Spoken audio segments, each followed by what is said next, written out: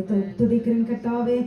அப்பா, இந்த பள்ளிக்கூடத்தை நீங்க எனக்கு கொடுத்த தயவுக்காக நன்றி செலுத்துகிறேன். இது என்னால் அல்ல ஆண்டவரே, இது உங்களால் உண்டான ஈவா இருக்கிற தயவுக்காய் நான் நன்றி செலுத்துகிறேன் அப்பா. கர்த்தாவே அப்பா ஆண்டவரே, உங்களுடைய வார்த்தையை கொடுக்கிறேன். என்னையும் கேட்கிற ஒவ்வொரு பிள்ளைகளையும் உங்களுடைய ரத்தத்தினாலே நான் மூடுகிறேன். ஆண்டவரே, நீங்க அசைவாட வேண்டும்படியாய் செபிக்கிறேன். நான் நல்ல ஆண்டவரே, நீங்க பேச வேண்டும்படியாய் செபிக்கிறேன். ஆண்டவரே, நீங்க என்ன இந்த பிள்ளைகளோடு பகிர்ந்து கொள்ள நினைக்கிறீர்களோ கர்த்தாவே, என்னுடைய வாயை பயன்படுத்தி என் தேவனே நீங்க பேச வேண்டும்படியாய் நான் செபிக்கிறேன். ஒவ்வொரு இருதயங்களுக்குள்ளேயும் கர்த்தாவே ஆழமாய் இந்த வார்த்தைகள் போய் பதியட்டும் கர்த்தாவே. எடுத்து போட நினைக்கிற சாத்தானின் வல்லமைகளை நான் இயேசுவின் நாமத்தினாலே முறியடிக்கிறேன் கர்த்தாவே. எல்லா காரியங்களையும் நான் இயேசுவின் நாமத்தினாலே முறியடிக்கிறேன் கர்த்தாவே. கடினமான இருதயங்களை இயேசுவின் நாமத்தினாலே நான் முறியடிக்கிறேன் ஆண்டவரே. என் கர்த்தர் நீங்க அசைவாட வேண்டும்படியாய் ஜெபிக்கிறேன். ஆண்டவரே, நீங்க பேசுங்க சுவாமி. ஆண்டவரே, நீங்க ஒருவரே பேசுங்க ஆண்டவரே. பிள்ளைகளுடைய இருதயத்திலே ஆண்டவரே நீங்க இடைப்படுங்க ஆண்டவரே. அது 100, 30, 60 பலன் கொடுக்கட்டும். என் கர்த்தர் கிருபை செய்ய வேண்டும்படியாக இயேசுவின் ரத்தத்தினாலே மூடி ஜெபிக்கிறேன் சொல்ல நல்ல பிதாவே, ஆமென் ஆமென். ஹல்லேலூயா. கர்த்தருடைய நாமத்துக்கே பரிசுத்தம் உண்டாவதாக. 2 கிழமை காணவில்லை என்று கிறிஸ்டினா எடுத்துக்கொள்ளப்பட்டு விட்டார். நிறைய பேர் நினச்சிருப்பீங்க, அதெல்லாம் இல்லை. என்னுடைய ஒர்க்கில் some problems are going. So அதுக்காக ஜெபம் பண்ணிக்கொள்ளுங்க. எனக்கு இன்றைக்கே ஷிஃப்ட் தான், பட் நான் சிக் லீவ் எடுத்துகிட்டு வந்திருக்கேன். கர்த்தருடைய கிருபையால் எனக்கு நான் கேட்ட என்னுடைய ரிக்வெஸ்ட் படி சண்டேயில் எனக்கு என்னுடைய மேனேஜர் வந்து லீவ் கொடுக்கணும். அதை கொடுத்து எனக்கு வந்து சர்ச்சுக்கு வர அவங்க செய்யணும். அதுக்காக ஜெபம் பண்ணிக்கொள்ளுங்கள். அதே மாதிரி எல்லாருக்கும் நான் நன்றி செலுத்துகிறேன். இந்த சபையில் நான் 2 வருஷமாக நான் இந்த சபையில் இருக்கிறேன். நான் தேவனை நான் இந்த இடத்துல நான் மகிமைப்படுத்துகிறேன். எனக்கு நான் ஒரு ஆவிக்குரிய குடும்பத்திலிருந்து இந்த தேசத்துக்கு வந்த பிள்ளை. என்னை இந்த இடத்திலும் ஆண்டவர் என்னை கூட்டிக் கொண்டு வந்து ஒரு ஆவிக்குரிய சபைக்கு என்னை கொண்டு வந்து ஒரு ஆவிக்குரிய குடும்பத்தை தேவன் எனக்கு இந்த இடத்துல கொடுத்தார். நான் அதற்காக நான் என் தலையை தாழ்த்தி என் தேவனுக்கு நான் நன்றி செலுத்துகிறேன். இது என்னால் உண்டான காரியம் அல்ல, இது தேவனால் உண்டானது. இந்த சபைக்கு என்னை ஆண்டவர் அழைத்து வந்து நான் இதே லிவர்பூல் பட்டணத்துக்கு வந்து நான் வேற ஒரு சபைக்கு நான் வந்த புதுசில் நான் போயிருக்கிறேன். ஆனால் தேவன் என்னை மறுபடியும் இந்த சபைக்கு கூட்டிக் கொண்டு வந்தார். இது தேவனுடைய திட்டம் மட்டும்தான். நான் ரொம்ப நிறைய சந்தோஷத்தை இந்த சபையில் நான் குடும்பமாக அனுபவிச்சிருக்கிறேன். அதுக்காக நான் நன்றி செலுத்துகிறேன். என்னுடைய திருமணத்தையும் நான் இந்த சபையிலிருந்தே கடந்து போய் நான் செய்ய கர்த்தர் எனக்கு கிருபை கொடுத்திருக்கிறேன். உங்களுடைய எல்லாருடைய ஜெபமும் நான் எல்லா நேரத்திலையுமே இந்த சபையில் நான் உங்களை ஜெபிக்க சொல்லி கொடுக்குற எல்லா விண்ணப்பங்களுக்குமே உங்களுடைய ஜெபங்கள் பரலோகத்தில் ஏற்றுக்கொள்ளப்படுகிறது. தேவன் எல்லாவற்றுக்கும் எனக்கு பதில் கொடுத்திருக்கிறார். என்னுடைய இக்கட்டுக்கள், என்னுடைய துன்பங்கள், என்னுடைய துயரங்கள் எல்லாவற்றிலுமிருந்து எனக்கு தேவன் பலன் கொடுத்து 29 வருடங்கள் என்னுடைய வாலிப பிராயத்தை நான் காத்துக்கொண்டு தேவனுக்குள்ளாய் ஓட கர்த்தர் எனக்கு கிருபை கொடுத்தார். இம்மானுவேல் நான் சிரிக்கிறேன், உனக்கு 29, 30 கேட்டு 29 வருடங்கள் தேவனுக்குள்ளாக நான் ஓட கர்த்தர் எனக்கு கிருபை கொடுத்தார். நான் ரட்சிக்கப்பட்டு 29 வருடங்கள் என்று சொல்ல முடியாது. என்னுடைய வாலிப பிராயத்தில் நான் ரட்சிக்கப்பட்டேன். இதுவரைக்கும் தேவனுக்குள்ளாக ஓடவும் ஒரு சரியான தேவ மனுஷனை நான் என்னுடைய வாழ்க்கையிலே கண்டுகொள்ளவும் கர்த்தர் கொடுத்த கிருபைக்காக என்னை தாழ்த்தி இந்த தேவனுடைய நாமத்தை மட்டுமே வைத்துக்கிறேன். நாங்கள் செய்திக்குள்ளாக கலந்து போகலாம். அடுத்தவர்கள் வாசித்துக் கொள்ளுங்கள். மத்தேயு 17வது அதிகாரம் 20வது வசனம். அதற்கு இயேசு, உங்கள் அவிசுவாசத்தினாலேதான் கடுகு விதை அளவு விசுவாசம் உங்களுக்கு இருந்தால் நீங்கள் இந்த மலையை பார்த்து இவ்விடம் விட்டு அப்புறம் போ என்று சொல்ல அது அப்புறம் போம். உங்களால் கூடாத காரியம் ஒன்றும் இராது என்று மெய்யாகவே உங்களுக்கு சொல்லுகிறேன். அதற்கு இயேசு, உங்கள் அவிசுவாசத்தினாலே தான் கடுகு விதையளவு விசுவாசம் உங்களுக்கு இருந்தால் நீங்கள் இந்த மலையை பார்த்து இவ்விடம் விட்டு அப்புறம் போ என்று சொல்ல அது அப்புறம் போ. உங்களால் கூடாத காரியம் ஒன்றும் இராது என்று மெய்யாகவே உங்களுக்கு சொல்லுகிறேன்.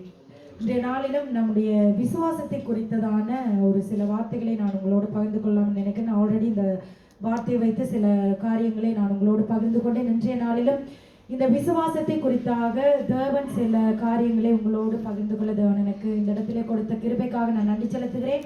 நம்முடைய விசுவாசம் வாழ்க்கை எந்தளவு தூரத்துக்கு இருக்கிறது. இதுல வந்து ஏசப்பா சொல்றாங்க என்னன்னா, கடுகு அளவு விசுவாசத்தை பார்த்து வச்சிருந்து நீங்க இந்த மலையை பார்த்து பெயர்ந்து போனால் அது வந்து பெயர்ந்து போகும். நமக்கு எல்லாருக்குமே தெரியும், கடுகு அளவு விசுவாசம்ன்றது வந்து அது சின்ன விதைக்கு ஒப்பிடப்படவில்லை, அது வந்து பரிபூரணத்துக்கு ஒப்பிடப்படுது. நமக்கு எல்லாருக்குமே அந்த விஷயம் தெரியும்.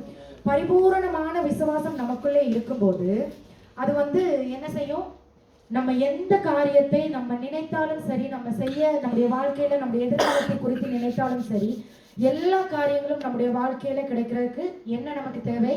விசுவாசம் தேவை. வாலிப பிள்ளைகளாகிய நமக்கு இப்ப நம்ம பக்கம் வரும், நம்முடைய வாழ்க்கையில நம்ம கடந்து வர நம்ம இருக்கிற தேசம் கொஞ்சம் எல்லாமே ப்ராப்ளமான தேசம் வாலிபர்களுக்கு. ஏன்னா சரியான ஆவிக்குரிய வாழ்க்கையில வளர்ந்து வர்றதுக்கு மிக பெரிய பெரிய இடர்கள் எல்லாம் இந்த தேசத்துல நமக்கு கொடுக்கப்பட்டு இருக்கிறது சாத்தானால.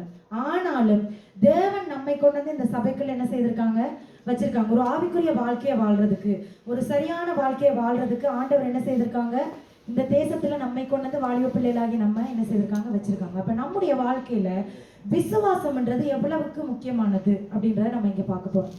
நமக்கு எல்லாருக்குமே தெரியும் விசுவாசத்தின் தந்தை யாரு, ஆபிரகாம். ஆனா அவங்க ஒரு இடத்துல தப்பு பண்ணாங்க. எங்க தப்பு பண்ணாங்க?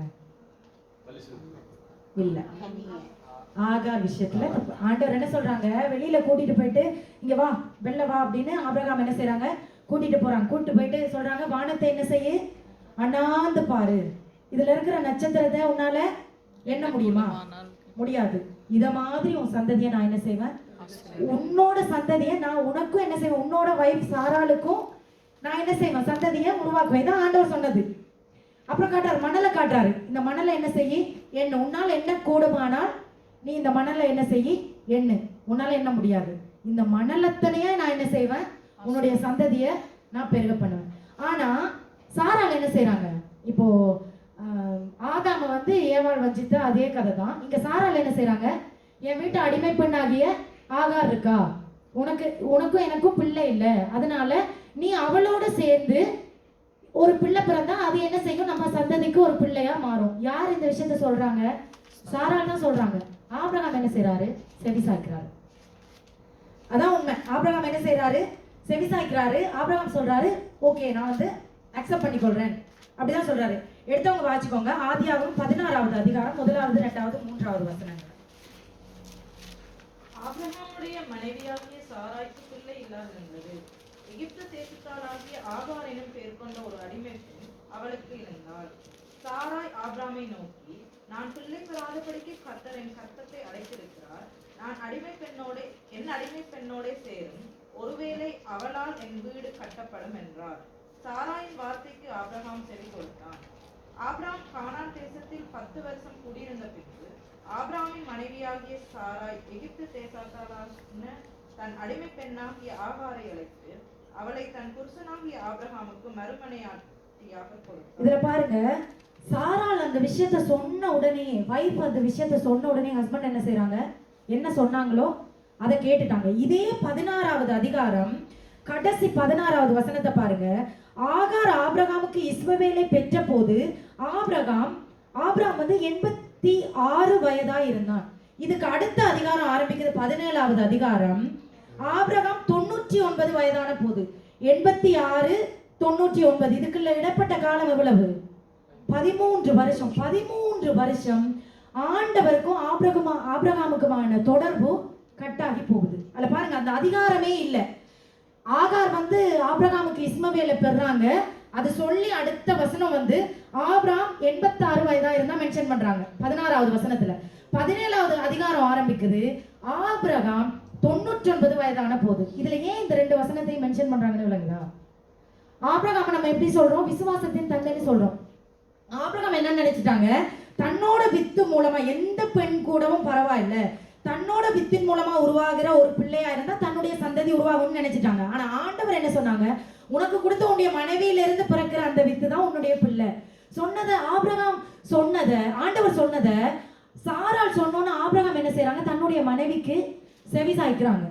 செவி சாய்ச்சோன்னா ஆண்டவர் கொடுத்த வாக்குத்தத்தம் அங்க என்ன செய்யுது, இல்லாம போகுது. 86 வயசுல இஸ்மவேல் ஆபிரகாமுக்கு பிறக்கிறாங்க. இந்த 13 வருஷம் கேப் வந்து பைபிள்லயே இல்லாம போகுது. ஆபிரகாமுக்கும் இப்ப ஆண்டவர் வந்து ஏதாவது விஷயம் ஆபிரகாம்கிட்ட பேசியிருந்தாங்கன்னா பைபிள்ல வந்திருக்கும். ஏன் வரல? 13 வருஷங்கள் ஆண்டவர் வந்து ஆபிரகாம காக்க வைக்கிறாரு. நம்முடைய விசுவாசம் குறையும் போது, நம்ம ஆண்டவர் கொடுத்த வாக்கு தத்தங்களை மீறி சில விஷயங்களை விசுவாசத்தை குறைஞ்சு நம்ம செய்யும் போது சில காத்திருப்புகள் நம்முடைய வாழ்க்கையில வரலாம். அதுதான் உண்மை. நம்முடைய வாழ்க்கையில நம்ம சில எதிர்பார்க்கிற விஷயங்கள் நமக்கு குயிக்கா கிடைக்கலன்னு உடனே நம்ம அதை பெற்றுக்கொள்றதுக்கு வாஞ்சிக்கிறோம். ஆனா ஆண்டவருடைய சித்தமா இல்லையான்னு நம்ம அதை கேட்கறது இல்லை. அது ஆண்டவருடைய சித்தமா இல்லாம இருக்கும்போது நம்ம ஒரு தப்பு வந்து என்ன செய்துடுறோம். செய்யும் போது ஆண்டவர் நமக்கு ஒரு காத்திருப்புக்கான காலத்தை கொடுக்குறாரு. ஏன்னா ஆபிரகாம் வந்து இஸ்மவேல் பிறந்தாச்சு. இப்ப பாருங்க 86 வருஷம், 86வது வயசுல இருந்து 99வது வயசு வரைக்கும் பைபிள்ல வேர்சஸ் இல்லை. அந்த 99 வயசு வரைக்கும் ஆபிரகாமுக்கும் ஆண்டவருக்குமான கனெக்ஷன் இல்லாம போய் ஆண்டவர் என்ன செய்யறாரு, ஆபிரகாமுக்கு ஒரு காத்திருப்பின் காலத்தை கொடுக்கிறாரு. இன்னும் விசுவாசத்துல வளர்றதுக்கான ஒரு ஆயத்தை ஆண்டவர் கொடுக்கிறாரு. அப்ப நம்முடைய வாழ்க்கையில நம்ம என்ன வார்த்தையை நம்ம சில ஆண்டவர் சில வாக்குத்தத்தங்கள் நமக்கு கொடுத்திருப்பாங்க. சில பேருக்கு ஞானஸ்தானம் எடுக்கும் போது சில வாக்குத்தத்தங்கள் சில தீர்க்கதரிசிகளால கொடுக்கப்படும். எனக்கு சில வாக்குத்தத்தங்கள் கொடுக்கப்பட்டுச்சு, நான் அதை இன்னும் கீப் பண்ணிட்டு வரேன், என்னோட ஊழியத்துல நான் அதை சரியா செய்துட்டு வரேன். சில பேருக்கு ஆண்டவர் உங்கள்கிட்ட தானே வார்த்தைகளோடாக பேசுவார், சில வாக்குத்தத்தங்களை கொடுப்பாங்க. அந்த வாக்குத்தத்தங்களை நம்ம என்ன பண்றோம் அப்படின்னா, அந்த வாக்குத்தத்தங்களை மீறி சில காரியங்களை செய்யறோம். அப்ப செய்யும் போது சில வருஷங்கள் நமக்கு காத்திருப்பின் வருஷங்களா மாறுது. அந்த காத்திருப்பின் வருஷத்துல நம்முடைய விசுவாசம் ஒவ்வொரு படியாக அதிகரிக்க வேண்டுமே தவிர ஒரு படியும் குறைஞ்சு போகக்கூடாது. நீங்க நினைக்கிறீங்களா, ஏன் ஆபிரகாமுக்கு திரும்பவும் ஆண்டவர் ஈசாக்குன்ற அந்த கிஃப்ட கொடுக்குறாங்க? ஆபிரகாமோட விசுவாசம் அந்த 13 வருஷ காத்திருப்பின் காலத்தின் போது அதிகரிக்குது, ஆண்டவர் மேல இன்னும் அதிகமா மாறுது. அதனாலதான் தன்னுடைய சொந்த குமாரன் என்றும் பாராமல் அவரை ஆண்டவருக்காக பலியிட கொண்டு போனாரு. அந்த அளவுக்கு அந்த காத்திருப்பின் காலம் ஆபிரகாமுக்கு என்ன செய்யுது, ஒரு ஒரு ஒரு பெரிய விசுவாசத்துல ஒரு பெரிய மாற்றத்தை கொண்டு வருது. இப்ப இந்த 13 வருஷத்துக்கு பிறகு ஆண்டவர் வந்து திரும்ப பேசுறாங்க ஆபிரகாம் கிட்ட. ஆபிரகாம் 99 வயதான போது, எல்லாம் வாசிங்க, கர்த்தர் ஆபிரகாமுக்கு தரிசனமாகி, நான் சர்வ வல்லமை உள்ள தேவன். ஆண்டவர் மென்ஷன் பண்றாரு, என்னால கூடாத காரியம் எதுவுமே இல்லை, நான் சர்வ வல்லமை உள்ள தேவன், நான் உனக்கு வாக்குத்தத்தம் கொடுத்தா நான் செய்வேன். அதே மாதிரிதான் நீ எனக்கு முன்பாக நடந்து கொண்டு உத்தமனா இரு, இதையும் மென்ஷன் பண்றாரு. நம்ம எல்லாரும் சொல்றோம் ஆபிரகாம் வந்து விசுவாசத்தின் தந்தைன்னு சொல்றோம். ஒரு இடத்துல பாருங்க, ஒரு சின்ன காரியம், தன்னுடைய மனைவி சொன்ன ஒரு சின்ன காரியத்துக்கு செவி கொடுத்து 13 வருஷம் ஆண்டவருடனான அந்த தொடர்பை, தன்னுடைய தகப்பனுக்கும் மகனுமான தொடர்பை வந்து அந்த இடத்துல கட்டாயப்பதப்ப நம்முடைய வாழ்க்கையில நம்ம செய்யற சில சின்ன தவறுகள் கூட, நான் எப்பவும் சொல்றதுதான், ஆண்டவரை விட்டு நம்ம பிரிச்சு ஒரு கொஞ்சம் தூரம் கொண்டு போறதுக்கு சில தவறுகள் காரணமா அமைச்சு வரும். எவ்வளவு விசுவாசம், நம்மளும் மாம்சமான மனுஷர்கள், நம்முடைய வாழ்க்கையிலையும் சில மாம்சமான காரியங்கள் நடக்கும். நம்ம சில மாம்சத்துக்குரிய காரியங்களுக்கு போய் சில தவறான காரியங்கள் கூட நடக்கலாம். ஆனா விட்டு ஓடிவாங்க ஆண்டவர் இடத்துக்கு, திரும்ப வந்து முழங்கால உட்கார்ந்து, ஆண்டவரே நான் இந்த பாவத்தை செய்துட்டேன், ஆனாலும் நீங்க என்ன மன்னிங்கப்பா. ஏன்னா மனுஷர்கள் வந்து நம்ம பாவம் செய்துருவோம், நம்ம அறியாமலே நம்ம சில பேர் பாவங்களை செய்துருவோம். ஆனா அதுக்கான பாவ அறிக்கையை வந்து நம்ம யாருமே செய்யறதில்லை. ஏன்னா ஆண்டவர் என்ன, இரக்கங்களின் தேவன், அவர் சர்வ வல்லமை உள்ள தேவன், அவரும் பற்றி எறிவாரு, கோபம் அவருக்கும் வரும். நம்ம வந்து என்ன செய்யணும், நம்ம பாவம் தன் பாவங்களை மறைக்கிறவன் வாழ்வடைய மாட்டான், அவைகளை அறிக்கை செய்து விட்டு விடுகிறவனும் தேவனுடைய இரக்கத்தை பெறுவான். நம்ம இரக்கத்தை பெற்றுக்கொள்ள, அதிலேயே மென்ஷன் பண்ணிருக்கு, இரக்கத்தை பெற்றுக்கொள்ள வேணும்டா நம்முடைய பாவங்களை அறிக்கை செய்து அந்த பாவங்களுக்கான நிவர்த்தியை நம்ம பெற்றுக்கணும். அதை பெற்றுட்டு திரும்ப போய் பாவம் செய்து திரும்ப அறிக்கை செய்யறேன்னு இல்லை. நம்ம சில பாவங்களுக்குள்ள நம்ம அறியாமலே நம்ம சில பாவங்களுக்குள்ள ஒப்பு கொடுத்திருந்தா தயவு செய்து நம்முடைய வாழ்க்கையில் நம்ம தேவனுக்குள்ள ஒப்பு கொடுக்க வேண்டியவர்களா இருக்கிறோம். அப்ப அதுதான் இங்க மென்ஷன் பண்றாரு. ஏன் ஆண்டவர் வந்து நீ எனக்கு முன்பாக நடந்து கொண்டு உத்தமனாயிருன்னு சொல்றாரு? இப்படி சொல்ல வேண்டிய அவசியம் இல்லைல்ல. நான் சர்வ வல்லமை உள்ள தேவன், என்னால எல்லாம் செய்ய முடியும், நீ உத்தமனா நடந்துக்கோ. ஆண்டவர் வந்து அதை பாருங்க, அந்த வசனத்துல 13 வருஷத்துக்கு பிறகு முதலாவது ஆரம்பிக்கிற வார்த்தையே என்ன சொல்றாரு, நீ எனக்குள்ள என்ன செய்ய உத்தமனாய். ஏன் சொல்லணும், சொல்ல வேண்டிய தேவையில்ல. ஆபிரகாம் சரியா நடந்திருந்தா இதை வந்து சொல்லியிருக்க வேண்டிய அவசியம் இல்லைல்ல. ஜோபு என்ன சொல்றாரு, அவன் உத்தமனும் சன்மார்க்கனும் தேவனுக்கு பயப்படுகிற மனுஷனும் அப்படின்னு ஆண்டவரே சர்டிபிகேட் கொடுக்குறாரு. இங்க ஆபிரகாமுக்கு சொல்ற, நம்ம எல்லாருமே சண்டே ஸ்கூல்ல படிக்கும் போது என்ன சொல்லி கொடுப்பாங்க, ஆபிரகாம் எந்த இடத்துலயுமே என்ன செய்யல, விழவே இல்லை. அங்க விழுந்துட்டாருங்க. 13 வருஷம் ஆண்டவரோட என்ன செய்யல, உறவே இல்லாம போச்சு. நம்முடைய வாழ்க்கையில சில உறவுகள், நமக்கும் ஆண்டவருக்குமான உறவுகள் கட்டாத காரணம் சில வாக்குத்தத்தங்களை மீறி நம்முடைய வாழ்க்கையில சில காரியங்களை நம்ம செய்யறதுதான். அதே மாதிரி அதை பாருங்க, நான் உனக்கும் எனக்கும் நடுவாக என் உடன்படிக்கையை ஏற்படுத்தி உன்னை மிகவும் திரளாய் பெருக பண்ணுவேன் என்றார். இப்ப இஸ்மவேல் ஆபிரகாமுக்கு பிறந்துட்டாரு. ஆண்டவர் திரும்பவும் இதே வாக்குத்தத்தத்தை, அங்க சொன்ன அதே வாக்குத்தத்தை 2வது தடவை மென்ஷன் பண்றாரு. அப்ப அதை மென்ஷன் பண்றதுக்கு இன்னொரு காரணம், நீ செய்தது என்ன பிள்ளை, நீ செய்தது என்ன பிள்ளை. நான் உனக்கும் ஆகாருக்கும் பிள்ளை தாரன்னு சொல்லல, நான் உனக்கும் உனக்கு கொடுத்த மனைவியாகிய சாராளுக்கு தான் உடைய சந்ததியை நான் பெருக பண்ண. அப்ப திரும்பவும் ஆண்டவர் என்ன செய்யறாரு, அந்த வாக்குத்தத்தத்தை அவருக்கு மென்ஷன் பண்ணி கொடுக்குறாரு. நான் உனக்கும் உன்னுடைய சந்ததியை நான் என்ன செய்வேன், பெருக பண்ணுவேன். இங்க வந்து சொல்லியிருக்க வேண்டிய அவசியமே இல்லை, ஏன்னா இஸ்மவேல் பிறந்தாச்சு. ஆண்டவருடைய சித்தத்தின்படி இஸ்மவேல் அங்க பிறந்திருந்தா ஆண்டவர் என்ன செய்வாங்க, ஆபிரகாமுடைய சந்ததி வந்து பெருகி இருக்கும்னு ஆண்டவர் சொல்லியிருப்பார். ஆண்டவர் சொல்லியிருப்பார், உனக்கு கொடுத்த இந்த மகனு கூட உன்னுடைய சந்ததியை நான் என்ன செய்வேன், பெருக பண்ணுவேன். ஆண்டவர் சொல்லல, ஆண்டவர் சொல்றாரு, உனக்கு நடுவாக நான் நின்று உன்னுடைய சந்ததியை நான் என்ன செய்வேன், பெருக பண்ணுவேன். திரும்பவும் தன்னுடைய வாக்குத்தத்தத்தை புதுப்பிக்கிறார். ஏன்னா நான் நினைக்கிறேன் இந்த 13 வருஷம் இந்த காத்திருப்பின் காலத்துக்குள்ள ஆபிரகாம் நிறைய அழுது சோகம் இருப்பார். ஏன்னா ஆபிரகாம் முகமுகமா தேவனுடைய சத்தத்தை கேட்கிற மனுஷன். 13 வருஷம் அந்த சத்தத்தை என்ன செய்யல, ஆபிரகாமால கேட்க முடியல. அப்ப ஆபிரகாம் எவ்வளவு அழுதுருப்பாரு யோசிச்சு பாருங்க. எவ்வளவு அழுது கண்ணீர் விட்டு முழங்கால்ல இருந்து சோகம் பண்ணிருப்பாரு. ஏசப்பா ஏன் என்கிட்ட பேசுறீங்கல்ல, ஆண்டவரே கடவுளை ஏன் என்கிட்ட பேசுறீங்களான்னு கேட்டுப்பாரா இல்லையா, கேட்டுப்பாரு. நிறைய நேரம் அந்த 13 வருஷ காத்திருப்பு காலத்துல ஆபிரகாமுடைய ஜெப ஜீவியமும் அதிகரிச்சிருக்கும், ஆண்டவருக்குள்ளாக விசுவாசமும் அதிகரிச்சிருக்கும். ஆபிரகாம் வந்து ஆண்டவருக்குள்ளான ஜெப ஜீவியம் அதிகரிச்சிருக்கும். இன்னும் ஆண்டவரை தேடுறத அதிகரிச்சிருப்பாங்க. ஆண்டவர் பேசிட்டே இருக்கும்போது ஆண்டவரை தேடுறதை விட ஆண்டவர் தன்னிட்ட பேசாம இருக்கும்போது ஆண்டவரை தேடுறது என்ன அதிகமா இருந்திருக்கும். அப்ப மென்ஷன் பண்ணி அடுத்து சொல்றாரு, அப்ப ஆபிரகாம் என்ன செய்யறாங்க, அப்பொழுது ஆபிரகாம் முகம் குப்புற விழுந்து வணங்கினான். தேவன் அவனோட பேசி, இப்பதான் வருது 13 வருஷத்துக்கு பிறகு, நான் உன்னோட பண்ணுகிற என் உடன்படிக்கை என்னவென்றால் நீ திரளான ஜாதிகளுக்கு தகப்பனாவாய். எல்லா வாக்குத்தத்தையும் திரும்ப திரும்ப ரிமைண்ட் பண்ணி கொடுக்குறாரு. நீ தப்பு பண்ணிட்ட, நான் உனக்கு வாக்குத்தத்தம் கொடுத்தேன், திரும்பவும் அந்த வாக்குத்தத்தத்தை என்ன செய்யறேன், நான் உனக்கு திரும்ப புதுப்பிக்கிறார். 99 வயசு 100 வயசுல தான் ஈசாக்கு வந்து என்ன செய்யறான், பிறக்கிறான். அப்ப அந்த பாருங்க 13 வருஷ காத்திருப்பு காலம் முடிஞ்சு திரும்ப 1 வருஷம் கொடுத்து, திரும்ப அந்த 1 வருஷம் ஆண்டவர் ஆபிரகாம் கூட பேசி பேசி பேசி அந்த கனெக்ஷன் வந்து திரும்ப சாராள் என்ன செய்யறாங்க, ஒரு பிள்ளையை பெற்று எடுக்கிறாங்க. அப்ப இந்த 13 வருஷ காத்திருப்பு காலம் நம்முடைய வாழ்க்கையில 1 வருஷமா இருக்கலாம், 1 மாசமா இருக்கலாம், 2 மாசமா இருக்கலாம். இப்படி சொல்லக்கூடாது, ஆண்டவர் நம்ம கிட்ட எங்க பேசுறதே இல்லை அப்படியெல்லாம் சொல்லக்கூடாது. இந்த 13 வருஷ காலம் நமக்கும் சில காலங்கள் நமக்கும் இருக்கலாம்.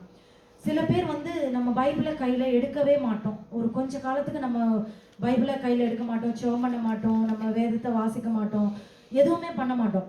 ஆனா சில துன்பங்கள் நம்முடைய வாழ்க்கையில உபத்திரவங்கள் வரும்போது முழங்கால்ல உட்கார்ந்து எல்லாருமே அதை அக்செப்ட் பண்ணுவோம்.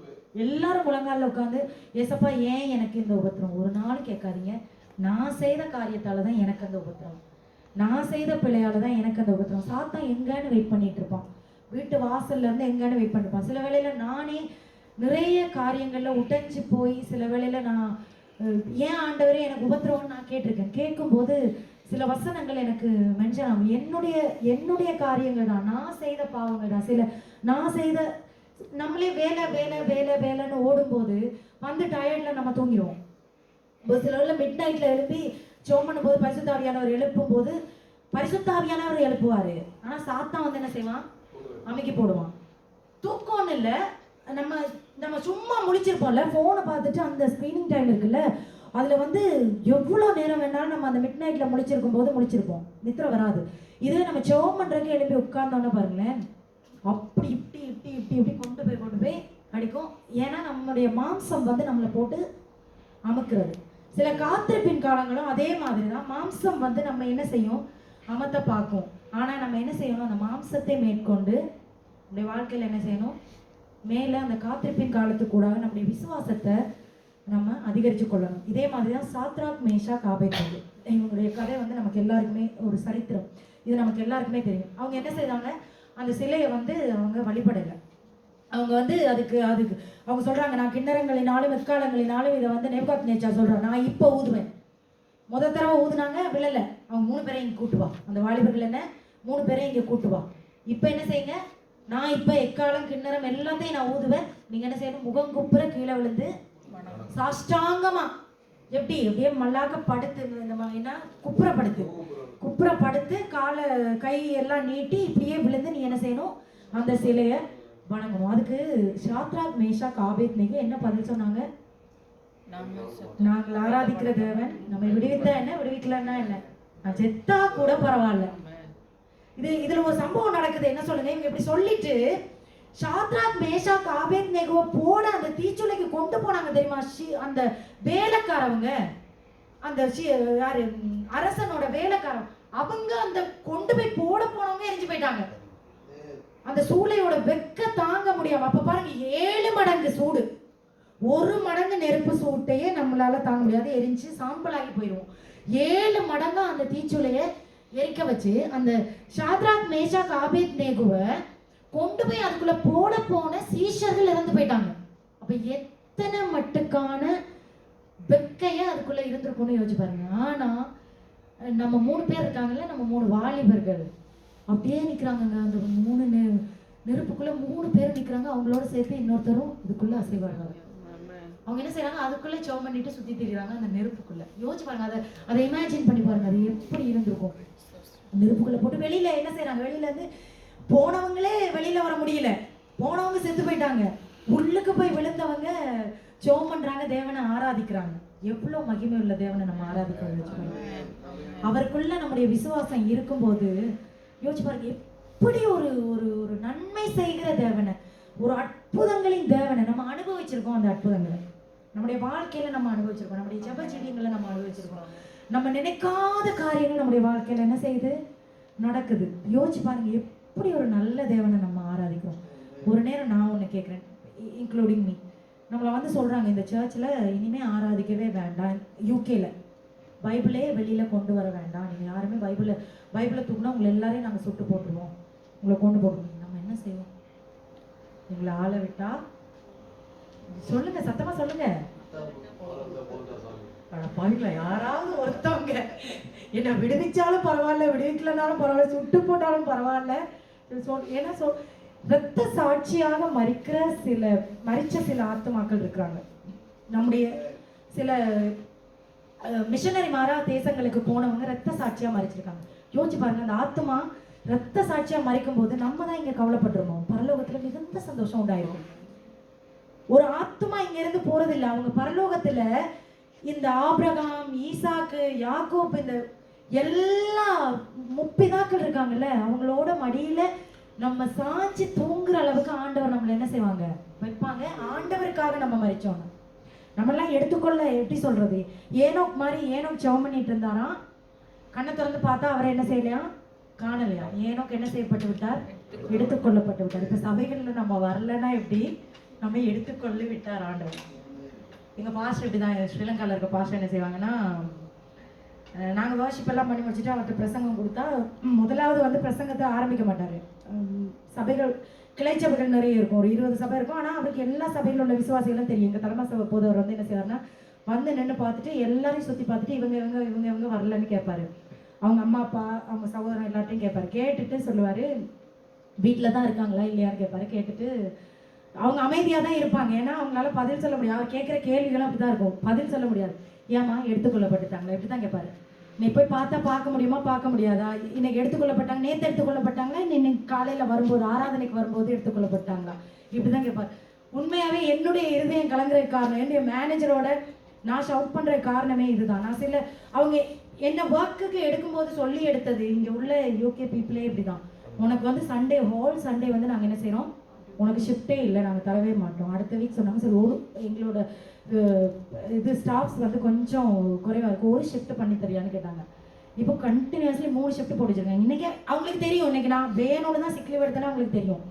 இன்னைக்கு நான் மேனேஜர்கிட்டே சொல்லிட்டேன், நீங்கள் இப்படி கண்டினியூஸ்லி எனக்கு ஷிஃப்ட் போடுவீங்கன்னா நான் சண்டேல சிக் லீவ் எடுத்தால் என்னை வந்து நீங்கள் கேட்கக்கூடாது, நான் already I inform to you, அதனால என்கிட்ட வந்து நீங்கள் கேட்கக்கூடாது அப்படின்னு. இதை நான் கண்டினியூஸாக பண்ணினேன் அப்படின்னா அவங்க வந்து சண்டே ஷிஃப்ட்டை வந்து எனக்கு நிப்பாட்டி கொடுத்துருவாங்க. ஆண்டவர் அதுக்கு எனக்கு கிருபை செய்யணும். என்னால் வந்து உண்மையாகவே ஆராதனை இல்லாமல் எனக்கு ஷிஃப்ட்டுக்கு போய் ஒரு பிரயோசனமே இல்லை, அந்த ஷிஃப்ட்டில் எனக்கு சமாதானமே இல்லை. அதான் உண்மை. ஆண்டவர், ஏன்னா நான் இந்த தேசத்துக்கு வந்து சில 1 மாத காலமாக நான் சபைகளை தேடிக்கொண்டு இந்த தேசத்தில் நான் தெரிஞ்சேன். ஒரு சபையை ஆண்டவர் எனக்கு காட்ட வேணும். நான் வேல்ஸில் இருக்கும்போது, நான் லிவர்பூலுக்கு வர்றதுக்கு முன்னாடி எனக்கு சபைகள் இல்லை, ஏன்னா எனக்கு இங்கே கான்டாக்ட்ஸ் இல்லை. ஆண்டவர் சில சபையின் ஊழியர்களுடைய கான்டாக்ட் எனக்கு கொடுத்தாங்க. நான் இங்கே எப்படி வந்தேனே இது வரைக்குமே எனக்கு மிராக்கிள் மாதிரி தான் இருக்குது. இந்த சபைக்கு நான் எப்படி வந்தேனே எனக்கும் பிலிப் பாஸ்டருக்கும் எந்த சம்மந்தமுமே இல்லை. அவர் இங்கே கால் பண்ணி சொல்லி, நான் இதே மாதிரி வேற ஒரு இடத்துக்கு போயிருந்தேன் பாஸ்டர், நான் இங்கே வர்றதுக்கு ஒரு கிழமை இங்கே அனௌன்ஸ் பண்ணியிருந்தாங்க, ஆனாலும் நான் வேற இங்கேருந்து ஒரு 2 hours ட்ராவல், எமிலினாக்கா எனக்கு கால் பண்ணி கேட்குறாங்க வர முடியுமா அப்படின்னு. நான் சொல்கிறேன், அக்கா என்னை இப்படி கொண்டு வந்து விட்டுட்டாங்க, என்ன செய்யறேன்னு தெரியல அப்படின்னு. ஆண்டவர் என்னை இங்கே கூட்டிகிட்டு வந்தார். அந்த வேலையில் என்ன உண்மையாகவே அந்த ஒரு கடைக்கு என்னை கொண்டு போய் ஒரு ஷாப்பில் விட்டுருந்தாங்க. என்ன சொல்கிறாங்கன்னா, ஒன்று சொல்லிட்டாரு, நீ தான் இந்த இதுக்கெல்லாம் பூ வைக்கணும், நீ கிறிஸ்டியன் எல்லாம் இங்கே பார்க்க முடியாது, நீ என்ன செய்யணும், இதுக்கெல்லாம் பூ வைக்கணும், ஏன்னா இங்கே ஷிஃப்ட்டில் இருக்கவங்க தான் பூ வைக்கணும். எனக்கு அதை கேட்டதுல இந்த முதல் நாள் நான் ஷிஃப்ட் பண்ணிட்டேன். ஏன்னா காலையில் ஷிஃப்ட் என்னோட ஓனர் பண்ணிட்டாங்க, ஈவினிங் தான். அப்போ அதனால பூ வைக்க வேண்டிய அவசியம்லாம் எனக்கு இல்லை. இவர் அடுத்த நாள் நீ தான் கடை ஓப்பன் பண்ணும், இதில் இந்த அதுக்கு பேர் இது பன்னீரா, அந்த தண்ணியை தெளித்து நீ வந்து பூ வச்சு தண்ணியை தெளித்து மட்டும் வச்சிரு, ஒரு விளக்கு மட்டும் ஏற்றி விட்டுரு காலையில். நான் அடுத்த நாள் ஏற்றலை.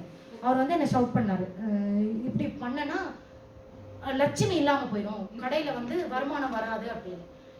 ஒன்றுமே செய்யலைண்ணா, எனக்கு ஒன்றுமே ரியாக்ட் பண்ண முடியல. ஷிஃப்ட்டை முடிச்சு நான் வீட்டுக்கு போய்ட்டு நான் பாஸ்டர் கால் பண்ணிட்டேன், பாஸ்டர் நான் வந்து லிவர்பூல் மூவ் ஆகுறதா இருக்கேன், எனக்கு ஒரு ரெக்கமெண்டேஷன் பாருங்கள், நான் வந்து மூவ் ஆகுறேன், பார்த்து நான் வந்து சர்ச்சுக்கு வர்றேன் அப்படின்னு. ஒன்றே ஒன்று தானே சொல்கிறேன், நான் இப்படியெல்லாம் செய்ததுனாலே என்னன்னு தெரியல, ஆண்டவருடைய வாழ்க்கையில் எல்லாத்தையுமே நன்மையாக தான் செய்கிறேன். எனக்கு ஒரு விஷயம் கூட உண்மையாகவே நான் சொல்கிறேன், நான் இந்த இடத்துல நான் பெரிய ஒரு சாட்சி. என்னுடைய வாழ்க்கையில் எவ்வளவு போராட்டத்தை நான் இந்த தேசத்துக்கு வந்து சந்தித்தேன், என்னுடைய திருமண வாழ்க்கையில் சில விஷயங்களை நான் சந்தித்தேன். ஆனால் என்னுடைய வாழ்க்கையில் ஒன்றே ஒன்று தான் உண்மை, தேவன் எனக்கு உண்மை உள்ளவர். அதான் உண்மை. என்னுடைய வாழ்க்கையில தேவன் எனக்கு உண்மை உள்ளவர். நான் விசுவாச வாழ்க்கையில விழுந்து போக ஆண்டவர் என்னை விடவே இல்லை. நான் சில இடத்துல நான் என்ன சொல்லுவேன்னா, சில வேளை நானே நொறுங்கி போயிடுவேன். இவ்வளவு தூரம் ஆண்டவருக்குள்ள நான் இருந்து ஏன் என்னுடைய வாழ்க்கையில இப்படி போராட்டம் எல்லாம் வருது, நான் ஏன் இப்படி, நான் மற்ற பிள்ளைகள் மாதிரி சராசரியா இருந்துட்டேன், எனக்கு போராட்டம் வராதான்னு கூட நான் யோசிச்சிருக்கேன். ஆனா ஆண்டவர் எனக்கு கொடுத்த அந்த வார்த்தையை தான் நான் எப்பவுமே சொல்றது, உலகத்தில் அநேக உபத்திரவம் உண்டு, ஆனாலும் திறன் கொள்ளுங்கள், நான் உலகத்தை ஜெயித்தேன். உலகத்தை ஜெயித்த ஆண்டவர் நம்ம கூட இருக்காரு. எந்த போராட்டம் வரட்டும், எவ்வளவு பெரிய வேதனை துன்பம் என்ன வேணா வரட்டும், விசுவாச வாழ்க்கையில மட்டும் விழுந்து போயிடாங்க. அது விழுந்து போயிட்டோம் அப்படின்னு வைங்களேன், நம்முடைய வாழ்க்கையே போச்சு. எந்த போராட்டங்கள் என்ன எது நடந்தாலும் நம்ம நேசிக்கணும். நம்ம பெருமைப்பட வேண்டிய ஒரு விஷயம், நம்ம ராஜாதி ராஜாவுடைய பிள்ளைகள். அதான் உண்மை. ஏன் சொல்லுங்க, இந்த காலத்துல இந்த உலக காரியங்கள்ல எவ்வளவோ நடந்துட்டு இருக்கு பாருங்க. நம்மள எல்லாரும் எப்படி ஒரு பிள்ளைகளா ஆண்டவர் தெரிஞ்சிருக்காரு. யாராவது அப்பான்னு கூப்பிடுங்க அப்படின்னு சொல்லியிருப்பாங்களா? என்ன சகோதரன்னு கூப்பிடுங்க. அவர் இயேசு கிறிஸ்து வந்து முதற் பேரானவர், நமக்கு மூத்த சகோதரன் அவர். அப்படி தன்னுடைய பிள்ளைய இந்த உலகத்தையே படைச்ச ஆண்டவர் தன்னுடைய பிள்ளைய சொல்லுவாரா, என் பிள்ளைய வந்து அண்ணான்னு கூப்பிடுங்க, என் பிள்ளை உங்களுக்கு என்ன முதற் பேரானவர்னு சொல்லுவாரா? அப்படி ஒரு ஆண்டவரை நம்ம என்ன செய்யறோம், நேசிக்கிறோம். நான் இன்னைக்கு தியானிக்கும் போது, இந்த ஆபிரகாமுடைய வாழ்க்கையை நான் தியானிக்கும் போது, இந்த 13 வருஷம் இந்த காத்திருப்பு காலம், நம்ம எல்லாருமே சொல்றோம் ஆபிரகாம் விசுவாசத்தின் தந்தை, அவர் எந்த இடத்துலயுமே இடறி போல. ஏங்க அந்த ஆகாருடைய விஷயத்தை யோசிச்சு பாருங்க. அந்த இஸ்மவேலை வந்து கொண்டு போறாங்க, ஆகார் கொண்டு போயிட்டு பிள்ளைக்கு தண்ணியே இல்லை, எல்லாம் கொண்டு போன தண்ணி எல்லாம் செலவழிஞ்சு போச்சு. ஒண்ணுமே பாலைவனம். இப்ப நம்ம துபாய் இதுக்கெல்லாம் போனா பாலைவனத்துல தண்ணின்றதே எங்கேயுமே காண முடியாது. அப்ப அவங்களோட தோட்டம் என்னவா இருந்திருக்கும் அந்த நேரத்துல. ஆகார் என்ன நினைச்சிருப்பாங்க, இப்படி ஒரு பாலைவனத்துல நான் எங்க போய் தண்ணியை தேடுவேன். அதே ஆபிரகாமுடைய தேவன் தான் ஆகாருடைய தேவனும், வேற தேவன் இல்லை. இஸ்மவேல் தான் தன்னுடைய தேவன் வேறன்னு கொண்டு போனதே தவிர, ஆகார் ஆராதிக்கிற அதே தேவன் தான் ஆபிரகாம் ஆராதிச்ச அதே தேவனும். ஆகார் என்ன யோசிச்சிருப்பான் அந்த நேரத்துல. அதனாலதான் ஆகார் அப்படி சொல்றாள்ல, நானும் என் பிள்ளை சாகுறதை என் கண் கூட என்னால பார்க்க முடியல ஆண்டவரே, என் பிள்ளை தண்ணிக்காக இருந்து அழுகுறான், என்னால அதை பார்க்கணும். யாராவது ஒரு பெத்த தாய் தன் பிள்ளை தண்ணி சாக போகுது, தண்ணிக்காக கூட அழல பிள்ளை, தண்ணி கூட இல்லாம பிள்ளை என்ன செய்ய போகுது, சாக போகுது. எல்ரோயி என்னை கண்டீரே ஆண்டவரே. அப்ப எப்படி ஆகார் அழுதுருப்பா யோசிப்பாங்க. நமக்கு இதுல பைபிள்ல சில வார்த்தைகளாலதான் அது சொல்லியிருக்கு. ஆகார் எவ்வளவு அழுதுருப்பா யோசிப்பாங்க. ஆண்டவரே என் பிள்ளை சாக போகுது, என் கண்ணால அதை பார்க்க முடியலப்பா, ஏதாவது செய்யுங்கப்பா. யோசிப்பாங்க. பாலைவனத்துல தண்ணியை கொண்டு வராரு ஆண்டவர், போய் எடுத்துக்க, உன் பிள்ளைக்கு கொடு. ஆகாருக்கும் ஆண்டவர், ஆபிரகாமுக்கும் ஆண்டவர், நமக்கும் ஆண்டவர். இந்த இடத்துல ஆகார் வந்து என்ன பண்றா, ஒரு தப்பு, சாரால வந்து ரொம்ப கேவலமா நினைச்சிட்டா. இந்த மறுமனையாட்டி அப்படின்னு ரெண்டாம் தாரமா அப்படிதான் சொல்லுவாங்க. இப்ப நம்மளோட மொழி நடையில சொல்ல போனா, இவன் என்ன பண்றா, சட்ட ரீதியான மனைவியா இருக்கால என்ன பண்றா, உனக்கு தான் பிள்ளைங்களே, இப்படிதான் சொல்லியிருப்பாங்கன்னு நினைக்கிறேன். ஆகார் என்ன சொல்லியிருப்பாங்க, உனக்கு தான் பிள்ளைங்களே இல்லையா, நீ எதுக்கு ஏதோ ஃபங்க்ஷனுக்கு போயிருந்தா இப்படிதான் சொல்லியிருப்பாங்க, உனக்கு பிள்ளைங்க இல்லை, நீ வந்து முன்னாடி வராத, என் புருஷனுக்கு நான் தான் பிள்ளையை பெற்றுக் கொடுத்தேன், அப்ப நான் தான் இந்த வீட்டுக்கு எஜமானி, நீ இல்லை சொல்லியிருப்பாங்களா இல்லையா? இப்படிதான் சொல்லியிருப்பாங்க. இதுதான் ஆகார் செய்த தவறு. சில இந்த இடத்துல ஆகார் வந்து ஒரு வீட்டு வேலைக்காரி, ஒரு பணிவிடைக்காரி. அந்த இடத்துல சாராள் என்ன செய்யறாள், தன்னுடைய இருதயத்தை அவளை இலக பண்ணி அவளுக்கு ஒரு பொசிஷனை அந்த இடத்துல கொடுக்குறான். ஆனா இதை என்ன பண்றாங்க, ஆகார் மிஸ்யூஸ் பண்ணிட்டாங்க. அதுதான் ஆகார் செய்த மிகப்பெரிய தவறு. நம்முடைய வாழ்க்கையில சில படிகளை ஆண்டவர் நமக்கு கொடுப்பாங்க, ஆனா நம்ம என்ன செய்யறோம், அதை மிஸ்யூஸ் பண்ணிடுறோம். அதுதான் நம்முடைய வாழ்க்கை பாலைவனத்துக்குள்ள கொண்டு போய் விடப்படுது. தண்ணீர் இல்லாம நம்ம தவிக்கிறதுக்கு காரணம் நம்முடைய வாழ்க்கையில ஆகார் மாதிரி சில தவறுகள், சின்ன சின்ன தவறுகள் நம்ம செய்யும்போது நம்ம எல்லாருமே அது எப்பவுமே நான் சொல்றது, நம்ம எப்பவுமே பெர்ஃபெக்டான ஒரு வேலை போவோம்னா இல்லை, நம்ம எப்பவுமே தப்பான ஒரு வேலை போகணும்னாலும் இல்லை. ஏன்னா பரிசுத்த ஆவியானவர் நமக்குள்ள இருக்காங்க. அந்த பரிசுத்த ஆவியானவர் நமக்குள்ள இல்லை அப்படின்னா எல்லாரும் சொல்லுங்க, நீங்க ஏதாவது ஒரு சின்ன தப்பு பண்ணும்போது, ஒரு சின்ன தப்பு செய்யும்போது உங்களுடைய இருதயத்துல ஒரு குத்து வருதா வரலையா? எல்லாருக்கும் வரும். அது பிரைஸ் டு பி காட். எல்லாருமே சந்தோஷமா நினைங்க, பரிசுத்த ஆவியானவர் உங்களுக்குள்ள கிரியை செய்யறார். சில பேருக்கு அந்த உறுத்தல் என்னமே வராது, பாவத்துல ஈஸியா ஒரு நிமிஷத்துல பண்ணிட்டு போயிடுவாங்க. ஒரு கொலை பண்றவன் எப்படி அவ்வளவு ஈஸியா, இந்த என்ன சொல்லுவாங்க, கட்ட பஞ்சாயத்து இதெல்லாம் பண்றவங்க எப்படி அதை ஈஸியா பண்ணிட்டு போறாங்க? அவங்களுக்குள்ள அன்பு இல்லை, அவங்களுக்குள்ள என்ன இல்லை, பரிசுத்த ஆவியானவர் இல்லை. அதுதான் உண்மை. நமக்குள்ள யார் இருக்காங்க? பரிசுத்த ஆவியானவர் இருக்காங்க. தேற்றவாளனை உங்களுக்காக நான் வைத்து போறேன் சொல்லியிருக்காருல்ல, தேற்றவாளனை உங்களுக்காக என்ன செய்யறேன், நான் வைத்து போறேன், உங்களுக்காக நான் வச்சு போறேன். அவர் உங்களுக்கு சமாதானத்தை கொடுப்பாரு, சந்தோஷத்தை கொடுப்பாரு. நம்முடைய வாழ்க்கையில வர்ற சமாதானங்கள், சந்தோஷங்கள், இந்த நன்மையான காரியங்கள் எல்லாமே தேவன் நமக்காக கொடுக்கிறது. எல்லாத்தையும் வாங்கிக்கோங்க, ரிசீவ் பண்ணிக்கோங்க, எல்லாத்தையும் எடுத்துக்கோங்க. ஆனா விசுவாச வாழ்க்கையில விழுந்து போகாதீங்க. ஆபிரகாம் செய்த சின்ன தவறு செய்திடாதீங்க. இதுல ஆபிரகாமை மட்டும் நம்ம தவறு சொல்ல முடியாது, சாராள் தான் மிகப்பெரிய காரணம்.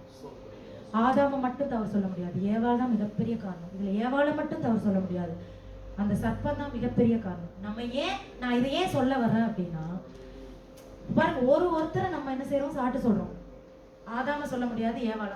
ஆதாமிட்ட ஆண்டவர் வந்து கேட்கும்போது, நீங்க கொடுத்த ஸ்திரீ, ஆண்டவரே ஏன் ஆதாமே நீ இந்த தவற செய்த? ஆதாம் என்ன பதில் சொல்றாங்க, ஆண்டவரே நீங்கள் கொடுத்த ஸ்திரீ. ஆண்டவர் மேலே பழிய போறாரு, நீங்க கொடுத்த பொம்பளை தான் இப்படி பண்ணிட்டா, நான் பண்ணல, அவ சொன்னா நான் கேட்டேன்.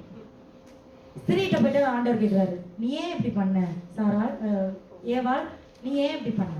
சர்ப்பம் என்னை வஞ்சித்தது. புரியுதா? எங்க போகுது இப்போ? ஆதாம்கிட்ட கேட்கும்போது ஏவாளுக்கு போகுது, ஏவாள் கிட்ட கேட்கும்போது சர்ப்பத்திட்ட போகுது.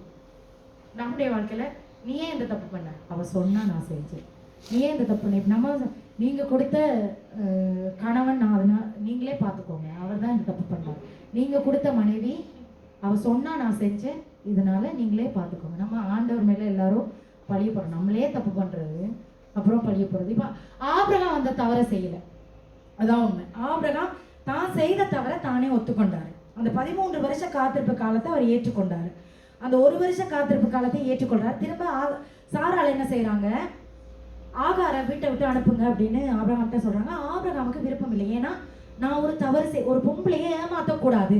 ஆபிரகாம் ஏன்னா ஒரு ஆண்டவருக்குள்ள இருந்த ஒரு மனுஷன். அப்ப ஆபிரகாம் என்ன செய்யறாங்க, நான் ஒரு நாளும் ஒரு பொம்பளை ஏமாற்றக்கூடாதுன்னு நினைக்கிறாங்க. ஆனா ஆண்டவர் என்ன சொல்றாரு, இல்ல, இவன் உனக்கான சந்ததி இல்லை, அவளை நீ என்ன செய், அனுப்பிவை. ஆண்டவரே ஆபிரகாமுக்கு அனுமதி.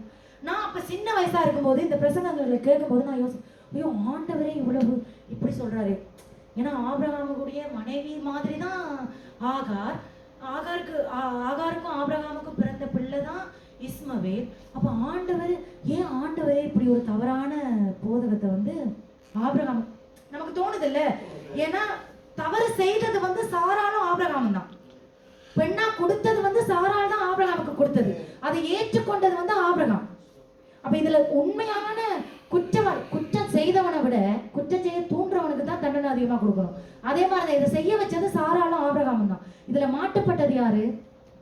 அவள் செய்த தவறு தன்னுடைய எஜமானிய இழிவா எண்ணினது மட்டும்தான். ஒருத்தர்ல ஒரு தவறு வருது இதுல. அப்ப யோசிச்சு பாருங்க, இந்த இடத்துல நான் அப்ப யோசிச்சிருக்கேன், ஆண்டவர் ஏன் இப்படி சொல்லியிருக்காரு?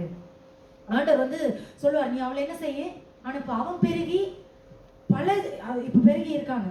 உண்மையாவே ஆண்டவர் கொடுத்த வாக்குத்தத்தம் நிறைவேறி இருக்கா இல்லையா? இஸ்மவேலுடைய சந்ததி எண்ணிலடங்காத சந்ததியா இந்த பூமிக்கு மிகப்பெரிய சவாலா நிக்கிற சந்ததி இஸ்மவேலுடைய சந்ததி. அந்த சந்ததி தான் நம்முடைய கிறிஸ்தவர்கள் எல்லாருக்குமே சவாலான சந்ததி. கிறிஸ்தவர்களுக்கு மட்டும் இல்லை, இந்த உலகத்துக்கே சவாலான சந்ததி அவங்க தான். இந்த இஸ்மவேலுடைய சந்ததி பெருகிற மாதிரி வேற எந்த சந்ததியுமே பெருக மாட்டாங்களாம். அந்த அளவுக்கு அவர்களுடைய சந்ததி பெருகுதான். ஆண்டவர் கொடுத்த வாக்குத்தத்தம் சரியா நிறைவேறுது. இப்போ அவன் உண்மையாவே அவன் எல்லாருக்குமே எதிரியா தான், எல்லாருக்குமே அவனுடைய சந்ததி எதிரியா தான் இருக்கு. யோசிச்சு பாருங்க, ஆண்டவர் போக சொல்லிடுறாரு. ஆனா இஸ்மவேலை ஆண்டவர் என்ன செய்யறாரு? ஆசீர்வதிக்கிறாரு. அவனை கொண்டு போய் ஒரு சந்ததியா ஆண்டவர் என்ன செய்யறாரு? பெருக பண்றாரு. அதோட ஆகாருடைய சாப்டர் அதுல இருந்து பைபிள்ல இருந்து போயிருது. இதே மாதிரிதான் நம்முடைய வாழ்க்கையில ஜோபும் நமக்கு தெரியும். யோபுடைய சரித்திரத்தை நமக்கு தெரியும். மனுஷன் என்ன செய்யறாங்க? அவருடைய வைஃப் எல்லாமே இழந்துட்டான். அவ்வளவு ஒரு சாத்தான் தான் போய் சொல்றான். சாத்தான் என்ன செய்யறான்? நம்ம யோபு வந்து உலக அவ்வளோ ரிச்சான ஒரு பர்சன். கிட்டத்தட்ட ஒரு பிரசிடென்ட் எப்படி இருப்பாங்களோ, ஒரு ஒரு பிரைம் மினிஸ்டர் எப்படி இருப்பாங்களோ, செல்வந்தன் அவனை மாதிரி செல்வன். அவ்வளவு ஒரு நாட்டுல பெரிய பெரிய ஆளுனே வச்சுக்கொள்ளுவோமே, இப்படி வசதியா இருக்கான். அவனுக்கு இல்லாத செல்வங்களே எதுவுமே இல்லை. ஆனா யோசிச்சு பாருங்க, அவன் போய் சாத்தா என்ன செய்யறான்? இவன் எல்லாம் இருக்கிறனால தானே ஆண்டவரை தேடுறான்.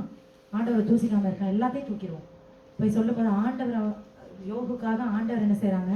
சாட்சி கொடுக்குறாங்க. நமக்காக ஆண்டவர் அந்த சாட்சி கொடுக்கணும். என்னுடைய வாழ்க்கையில நான் அதை தான் நினைக்கிறேன். இன்னும் ஆண்டவருக்குள்ள நான் வளரணும். என்ன ஆண்டவர்? உத்தமமான ஊழியக்காரியே என்னுடைய ராஜ்யத்துக்குள்ளே பிரவேசி, உத்தமமான ஊழியக்காரனே என்னுடைய ராஜ்யத்திலே பிரவேசி. அப்படி சொல்லாம நான் உங்களை அறியேன்னு கூட சொல்றது சந்தர்ப்பம். நம்முடைய வாழ்க்கை ஜீவியம், என்னுடைய தனிப்பட்ட வாழ்க்கை ஜீவியம் எனக்கு மட்டும்தான் தெரியும். உங்களுடைய தனிப்பட்ட வாழ்க்கை ஜீவியம் உங்களுக்கு மட்டும்தான் தெரியும். அவனவன் இருதயத்தை வந்து ஆண்டவர் மட்டும்தான் அறிவார். நான் நீங்க ஈவன் உங்களோட கணவனுக்கு கூட உங்களுடைய இருதயத்துல நீங்க என்ன நினைக்கிறீங்கன்னு தெரியாது. உங்களுடைய மனைவிக்கு கூட நீங்க என்ன உங்களுடைய இருதயத்துல நினைக்கிறீங்கன்னு உங்களுடைய மனைவிகளுக்கு தெரியாது. ஆண்டவர் அறிவார் எல்லாத்தையும். என்னுடைய வாழ்க்கையில எவ்வளவு விசுவாசம் இருக்கு, நான் எவ்வளவு நன்மை செய்யறேன், நான் எவ்வளவு கெட்டது செய்யறேன். சில விஷயங்களை நமக்கு ஏற்றுக்கொள்ள கூட முடியாத நிலைமையில நம்ம இருக்கலாம். ஆனா சில காரியங்கள் நமக்கு வரும்போது நம்ம நினைக்க வேண்டிய ஒரே விஷயம் என்னன்னா, விசுவாசம் நம்ம காத்துக்கொள்ள வேண்டிய ஒன்று. அந்த விசுவாசம், யோபுவை மனைவி போய் சொல்றாங்க, தேவனை தூசித்து உன்னுடைய ஜீவனை விட்டுரு. நீ வந்து தேவனை எவ்வளவுக்கு கேவலமா நீ பேச முடியுமோ பேசி நீ உன்னோட உயிரை விட்டுரு. இவ்வளவு கை காலெல்லாம் அவருக்கு புண்ணாக்கி போச்சு. பிள்ளைங்க இல்லாம போனா அது கூட ஓகே தான், சொத்து பத்தெல்லாம் இல்லாம போச்சு அது கூட ஓகே தான். இவர் இருக்கிறதால வாழ்ந்துட்டு போயிடுவாரு. இவரால் வாழக்கூட முடியாத நிலைமை. இந்த வாழ்க்கையில இப்படி ஒரு கை காலெல்லாம் புழு பிடிக்கிற அளவுக்கு நிலைமை, அந்த ரத்தமும் சீலும் படிகிற நிலைமையில சிரட்டைய வச்சு என்ன செய்யறாங்க? சுரண்டி கொண்டிருக்காங்க. அந்த அளவுக்கு கட்டி வேதனை தாங்க முடியாத நிலைமை. மனுஷி பாசமா தான் இருந்திருப்பாங்க. அவங்களோட வைஃப் இப்படி ஒரு வார்த்தை, தன்னுடைய கணவன் இப்படி ஒரு வேதனையை அனுபவிக்கிற நேரம், இந்த இடத்துல யோபுடைய மனைவியை கூட நம்ம தவறா சொல்றதுக்கு முடியாது. ஏன்னா அவருடைய கணவன் வந்து இப்படி ஒரு வேதனை, பிள்ளைங்க செத்து போச்சு, சொத்து பத்தெல்லாம் இழந்து போச்சு, அவள் நல்ல செல்வந்தமா வசதியா வாழ்ந்தவள், அவளுக்கு வீடு எல்லாமே, வேலையாட்கள் பணியாட்கள் எல்லாருமே இருந்து அவளுக்கு எந்த வீட்டு வேலை செய்ய வேண்டிய அவசியம் இல்லை, எல்லாருமே இழந்து போய் இதுல கணவன் சரி ஆதரவா இருப்பார்னு பார்த்தா அவரும் மரணிக்கிற தருவாயில இருக்கும்போது இப்ப கூட நீ ஆண்டவரை தேடுறியே, நீ விட்டுட்டு அங்க ஏவாள் ஆதாமுக்கு செய்தது, சாராள் ஆபிரகாமுக்கு செய்தது, இங்க என்ன பண்றா? இங்க மனைவி யோபுக்கு போய் சொல்றா, நீ உன்னுடைய தேவனை தூசித்து ஜீவனை. நானே யோசிப்பேன், ஏன் ஆண்டவரே எங்களை இவ்வளவு பலவீனமான பாண்டமா படைச்சு விட்டுருக்கீங்க? எல்லா இடத்துலயும் யோசிச்சு பாருங்க, எல்லா ப்ராப்ளமுக்கும் ரீசன் அடித்தளம் நம்ம தான் போடுறோம். உண்மையா அதுதான், நம்ம தான் என்ன செய்யறோம்? அடித்தளம் போடுறோம். போட்டு விட்டுட்டு நம்ம ஆண்களை குத்தம் சொன்னா நியாயம் இல்லை. அதுதான் உண்மை. எந்த இடத்துல நம்ம மட்டும் குத்தம் சேர்ந்து நம்ம அக்செப்ட் பண்ணிக்க கூடாது. இல்லை, அவங்க தப்பு செய்வாங்க, எப்படி சொல்லுவாங்க சொல்லுங்க, நம்ம தான் தப்பு செய்யறோம்னு சொல்லுவாங்க. அப்படியெல்லாம் அக்செப்ட் பண்ணிக்க முடியாது. அவங்க தப்பு பண்ணா தப்பு, நம்ம தப்பு பண்ணா தப்பு, நம்மள மட்டுமே. ஆனா நான் சில வேளை கேட்பேன், ஏன் ஆண்டவரே இப்படி? உண்மையாவே நம்ம பலவீனமான பாண்டங்கள், அன்பை வந்து அதிகமா எதிர்பார்ப்போம். சில விஷயத்துல சில பேர் வந்து நம்மள அன்பா ஏதாவது அப்ரோச் பண்ணும்போது சில காரியங்களை நம்மளாம் என்ன செய்வோம்? அவங்களுக்கு வந்து அக்செப்ட் பண்ணுவோம், ஒத்துக்குங்க, அதான் உண்மை. நம்ம அன்பா வந்து இப்போ என்னோட சகோதரர்களோ என்னோட அம்மாவோ எனக்கு வந்து ஏதாவது ஒரு விஷயம் அன்பா சொல்லும் போது நான் அது எனக்கு என்ன சொல்றது, நான் அதை செய்துதான் தீருவேன். அதான் நம்முடைய வாழ்க்கையில நம்ம அந்த அளவுக்கு பலவீனமான பாண்டங்கள் எதுல? இந்த அன்பு பாசம், இதுலதான் நம்ம பலவீனமான பாண்டங்கள். ஆனா நம்முடைய வாழ்க்கையில விசுவாசத்தை நமக்கு தான் ஆண்டவர் அதிகமா கொடுத்து வச்சிருக்காங்க, நமக்கு தான் கொடுத்து வச்சிருக்காங்க. ரூத்தோட வாழ்க்கையெல்லாம் நினைச்சு பாருங்க.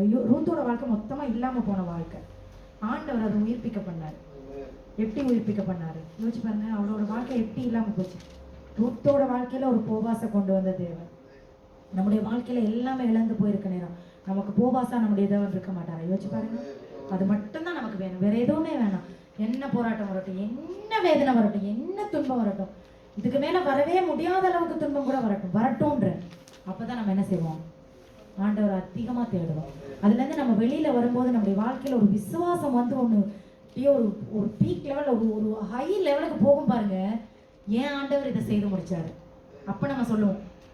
சில நேரங்கள் சில விஷயங்களுக்காக நம்ம இப்ப காத்துட்டு இருக்கோம்ல, அதி சீக்கிரத்துல நமக்கு அது கை கூடி வரும்போது நம்ம ஆண்டவரை எவ்வளவுக்கு நம்ம ஆண்டவர் நம்ம மேல அன்பு வச்சிருக்காங்கன்னு தெரியும். சில காத்திருப்பின் காலங்களும் நல்லதுதான், காத்திருங்க. நெடுங்காலமாய் காத்திருத்தல் இருதயத்தை இழைக்கப்படும், விரும்பினது வரும்போதோ ஜீவ விருட்சம் போல. நமக்கான ஜீவ விருட்சங்கள் வைக்கப்பட்டிருக்கு. எல்லா ஜீவ விருட்சங்களும் ஆன் த வே, எல்லாம் வந்துட்டு இருக்கு. எல்லாத்தையும் ரிசீவ் பண்ணுவோம். எப்போ? காத்திருப்போம். காத்திருக்கிறது எதையுமே இழக்க பண்ணாது, விசுவாசத்தை வளர பண்ணுங்க. இதுதான் இன்றைய வார்த்தை. ஆண்டவர் உங்களோட எல்லாரோடையும் பேசிருப்பாருன்னு நான் நினைக்கிறேன். விசுவாசத்தை காத்துக்கொள்ளுங்க. எந்த ஒரு இடத்துலையுமே விசுவாசத்தை விட்டு ஓடிடாதீங்க.